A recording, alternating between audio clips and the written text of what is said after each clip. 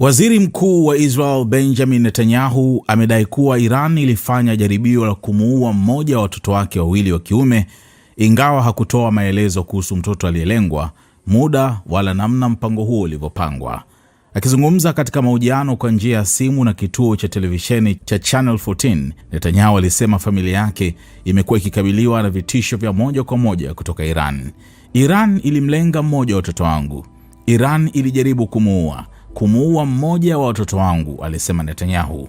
Netanyahu alitoa kauli hiyo wakati akitetea uamuzi wa kuwapatia ulinzi wa kiusalama watoto wake Yair na Avna Netanyahu pamoja na mkewe Sarah Netanyahu kwa kipindi cha angalau miaka 5, hata iwapo ataondoka madarakani baada ya uchaguzi ujao. Kwa mujibu wake, ulinzi huo sio anasa bali ni jambo la lazima kutokana na vitisho vinavyoikabili familia yake. Alidai kuwa bila ulinzi huo, watu wanaotaka kuwadhuru na familia yake wanaweza kufanikiwa.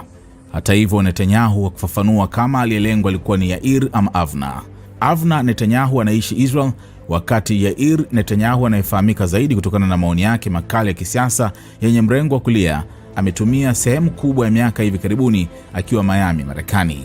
Kwa mujibu wa ripoti ya Channel 12, jaribio hilo linalodaiwa kutokea lilifanyika wakati Yair Netanyahu akiwa nje ya Israel, lakini taarifa hiyo haikuthibitisha kwamba Yair ndiye aliyekuwa mlengwa. Channel 12 pia imeripoti kuwa vyombo vya usalama vya Israel vimekuwa vikifahamu kuhusu madai ya mpango huo kwa miezi kadhaa.